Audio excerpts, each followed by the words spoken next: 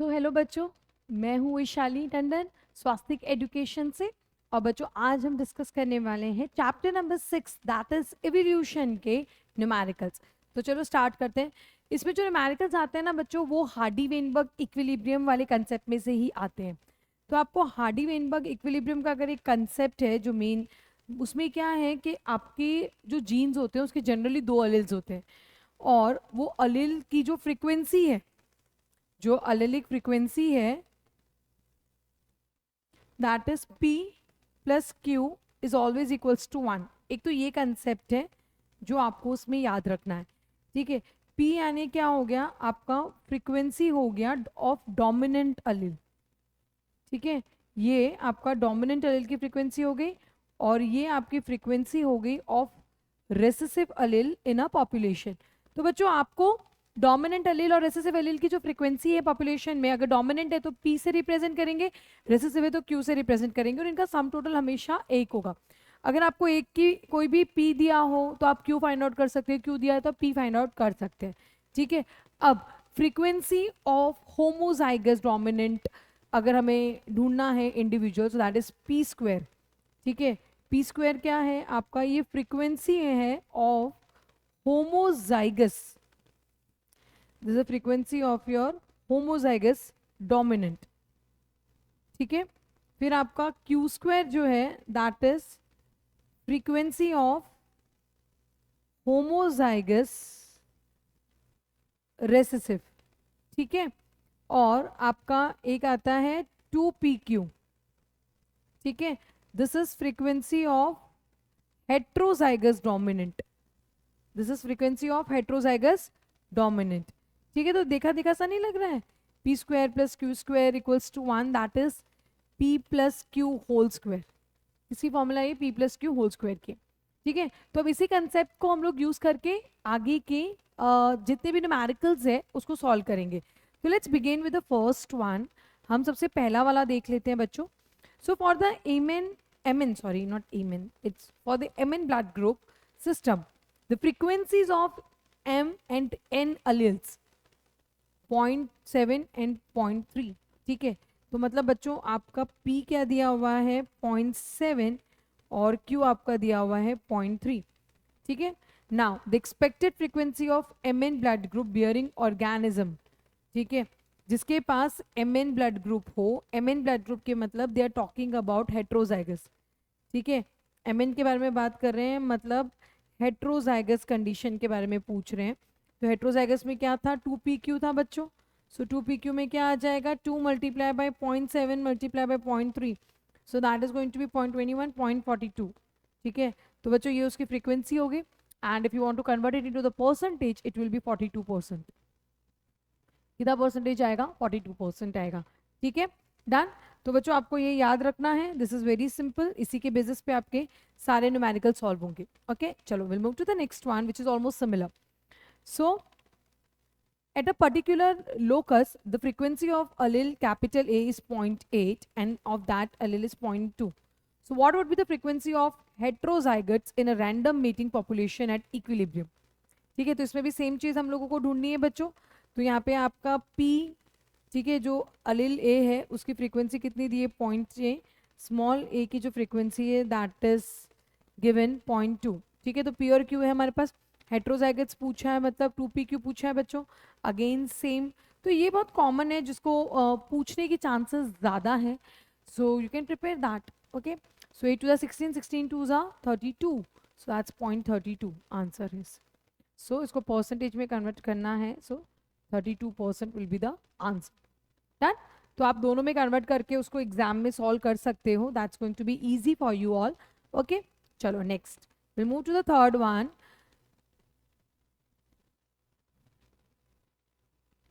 So assuming that within a population of beetles where the Hardy-Weinberg conditions are met, the color black is dominant over the color red and 40% of the beetles are red. 40% beetle क्या है बच्चों, red है। तो हम लिख लेते हैं ये 40% beetles, और red क्या था आपका, रेसेसिव है।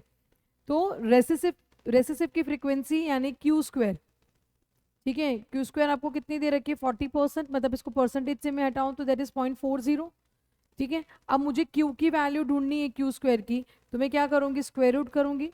तो हम लोग 0.40 का स्क्वायर रूट करेंगे। 0.40 का स्क्वायर रूट मतलब हम ऐसे भी लिख सकते हैं 40/100, है ना, 40/100 भी लिख सकते हैं। ठीक है, अब हम देखते हैं 40 किसका स्क्वायर रूट है। तो अभी ये आपको डायरेक्ट नहीं आएगा और आप कैलसी यूज नहीं कर सकते हो। So what you can do, देखो 6 का स्क्वायर क्या होता है 36, और 7 का स्क्वायर क्या होता है 49। ओके, तो इनके बीच में आएगा, इनके बीच में आएगा। Now that is more than, मतलब अगर आप देखो 40 इज 4 मोर देन। ठीक है, तो 40 और 36, ठीक है, ये कितना हो गया 4।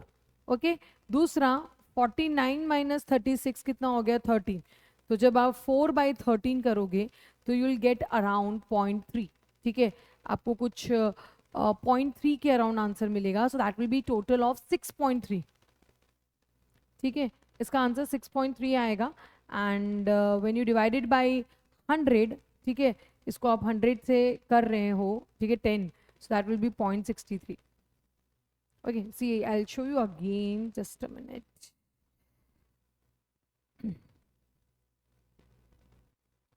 देखो इसको एक और बार हम देखते हैं। ठीक है, तो देखो आपको इसको स्क्वायर रूट निकालना है। तो आप कैसे निकालोगे 40, देखो 10 तो आ जाएगा इजीली 100 का। अब 40 के लिए क्या करना है, नियर बाय ढूंढना है। तो 6 का स्क्वायर क्या होता है 36 होता है, 7 का स्क्वायर होता है 49, उनके बीच में हो गया, मतलब पहली वैल्यू जो होगी आपकी 6 आएगी। ओके, अब डेसिमल कितना आएगा वो ढूंढने के लिए क्या कर सकते हो आप, तो सबसे पहले आपको उसको माइनस करना है 40 से, जो आंसर मतलब जो पूछा गया है 4 आएगा। दूसरा आपको 49 से उसको माइनस करना है तो 13 आएगा। सो 13 जनरली 0.3 जाएगा, क्योंकि 13 3 सा 39 होता है कुछ around, so that will be 0.3। तो 6.3 यहाँ पे आया, हमने डेसिमल किया तो 0.63।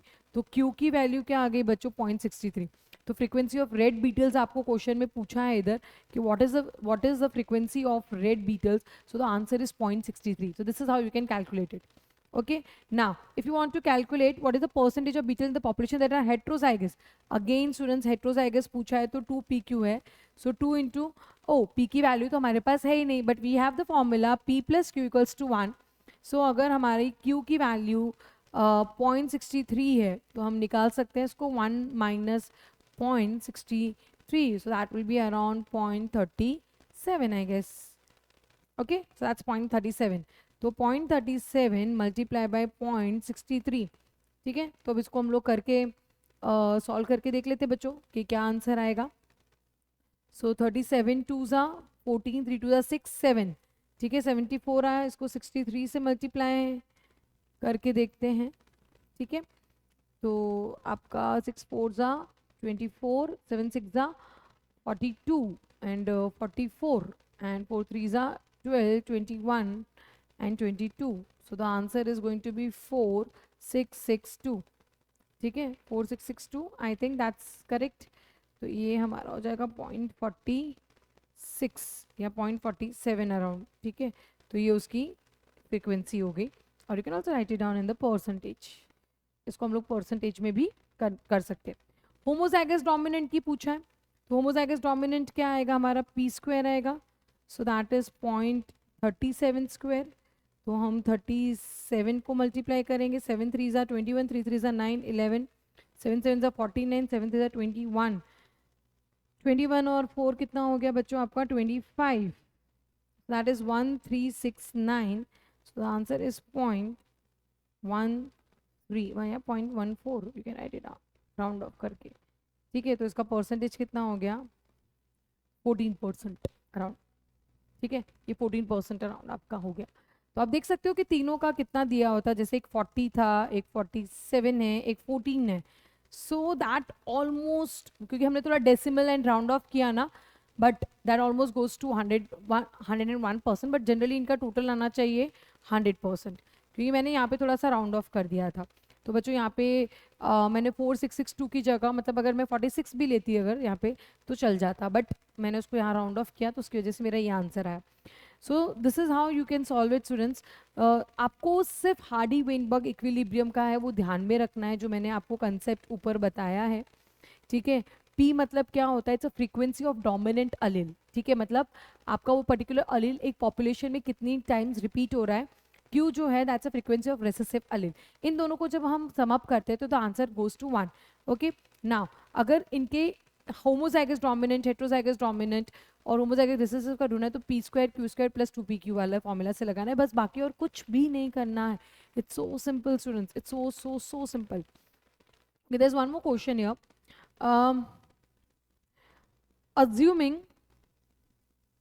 assuming Hardy-Weinberg conditions are met in the beetle population consisting of 1500, तो total population कितनी दे दी 1500, how many beetles would you expect to be black and red in color, ठीक है, कितने ब्लैक में होंगे और कितने रेड में होंगे, नंबर में हमको निकालना है, ठीक है।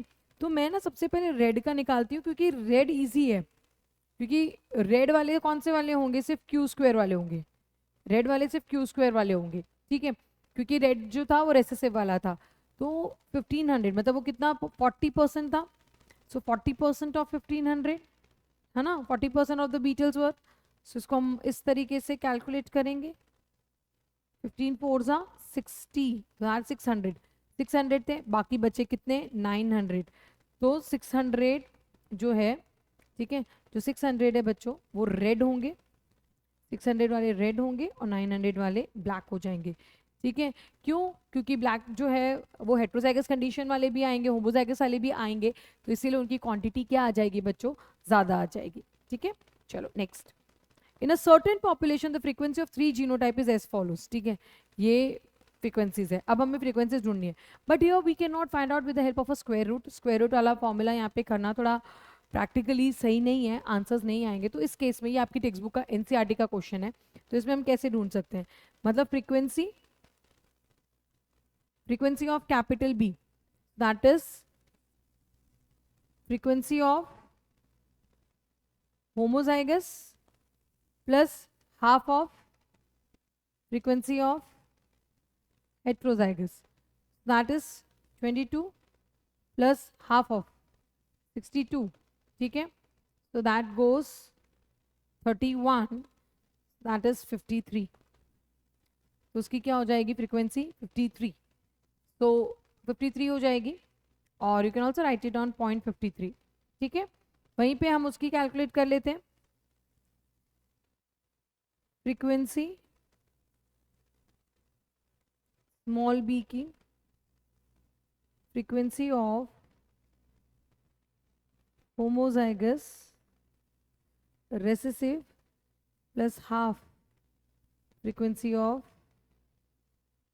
हेट्रोजाइगस, ठीक है, तो ये आपका कितना था 16%, और ये हमने कैलकुलेट किया था 31, so that goes 47%, that is 0.47, तो देखो इन दोनों का सम टोटल करेंगे अगर हम तो 1 आ जाएगा, है ना, 0.53 और 0.7 = 1।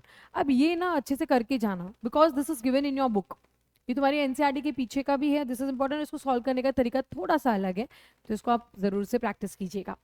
चलो next, in a population of 1000 individuals, total कितने हैं 1000 इंडिविजुअल्स है, 25% individual shows phenotype of sickle cell anaemia, तो बच्चों यहाँ पर they are talking about sickle cell anaemia, they are talking about sickle cell anaemia, ठीक है।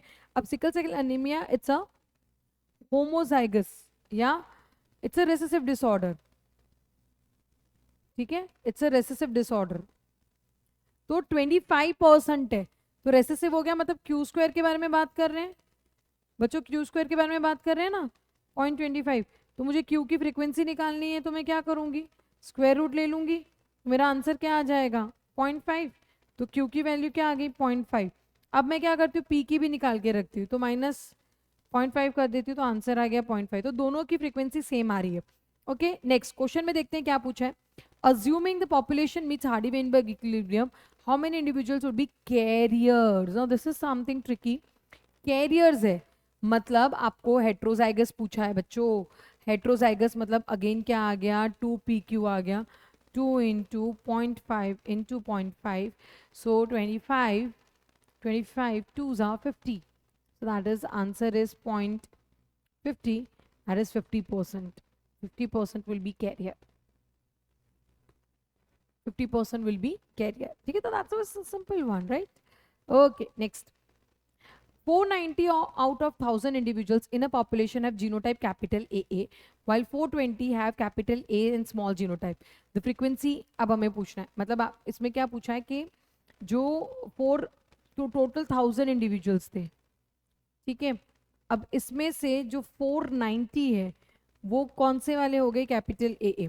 तो हम इसका क्या करते हैं, परसेंटेज निकाल लेते हैं बच्चों, हम इसका परसेंटेज निकाल ले रहे हैं। कैपिटल AA मतलब ये लोग बात कर रहे हैं पी स्क्वायर की, तो परसेंटेज कैसे निकलता है, 490 डिवाइड बाई 1000 मल्टीप्लाई बाय 100, है ना, तो आंसर क्या आ गया, 49% है।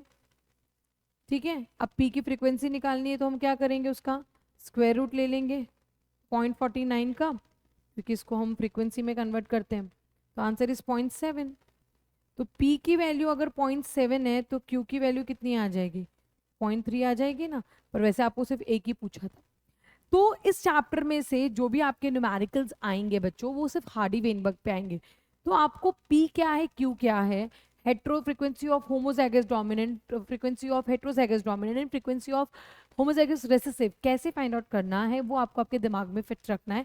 बाकी इस चैप्टर के न्यूमेरिकल्स बहुत इजी है, बहुत ज़्यादा डिफिकल्ट नहीं आएंगे, एंड डेफिनेटली इसमें से एक न्यूमेरिकल आपके बोर्ड एग्जाम्स में भी आने वाला है, तो मेक श्योर इसको आप अच्छे से प्रैक्टिस करेंगे। एंड अगर वीडियो पसंद आया हो तो बच्चों please like, share and subscribe to our channels, और कोई भी डाउट है so you can comment me down, and see you in the next video. Bye bye and thank you everyone.